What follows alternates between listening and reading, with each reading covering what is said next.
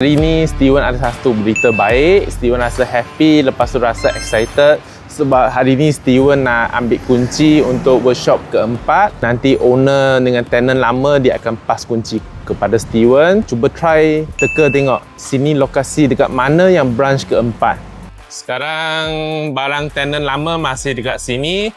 Jadi masa tu tempat ni akan dijadikan sebagai ada dua hoist. Ni sebenarnya yang dinding ni dia adalah partition. Jadi masa tu Steven akan pecahkan partition ni supaya workshop area besar sikit. Steven ni memang tak boleh tahan lah. Banyak owner Mercedes asyik tanya Steven bila nak buka dekat tempat ni. Jadi hari ni Steven pun sewa dekat tempat ni. Jadi Steven nak buat design workshop area lagi luas. Okay, sebab sini dia ada satu partition.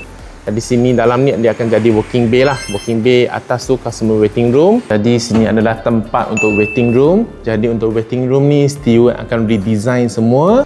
Jadi yang tempat redesign yang baru ni adalah dia tema dia adalah warna putih. Lepas tu kenapa warna putih? Sebab warna putih bagi Steven dia melambangkan sebagai transparent. Transparent kepada kerja-kerja baiki sebab kita workshop kan. Jadilah mari kita tunggu untuk wajah baru untuk kilang keempat ni.